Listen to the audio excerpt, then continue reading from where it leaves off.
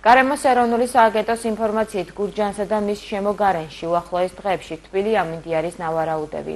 დღისით მოსალოდნელი არის 7-9 გრადუსი სითბო, ღამით კი -3, -5 გრადუსი ყინვა. კვირის ბოლოს მნიშვნელოვნად დათბება. ჰარის ტემპერატურა 9-დან 13 გრადუსამდე მოიმატებს, თუმცა ღამის საათებში სინოპტიკოსები კვლავ ყინვას ვარაუდობენ. კვირის განმავლობაში ესეთი მნიშვნელოვანი ნალექები მოსალოდნელი არ არის. ქარის დღეს ჩამთავრდება, ქარის ამბავი ხვალიდან წყნარი ამინდებია მოსალოდნელი, მაგრამ ცალკეულ დღეებში შესაძლებელია მოღრუბლური იყოს და ნისლიანი ამინდი, ესეთი არის 23 იანვარი და ბოლოს არის კვირის ბოლოს და 5-26 შესაძლებელია მცირე ნალექი აღინიშნოს, მცირე ნალექი.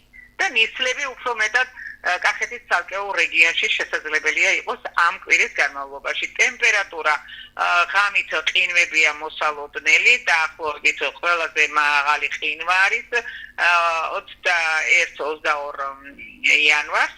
აქ შესაძლებელია -3, -2 გრადუსის ფარგლებში მერყეობდეს და მერე უკვე 23-ის ღამის საათებში შერბილდება ეს ყინვა 0-დან -1 გრადუსამდე. გუშინ კახეთის რეგიონში ყოფილა 6 გრადუსი, დღეს ალბათ 1 გრადუსით მოიმატეს, ისეთი არაფერი მნიშვნელოვანი მომატება 20-ში, 21-იც დიდად 8 გრადუსამდე მაქსიმალური ტემპერატურა.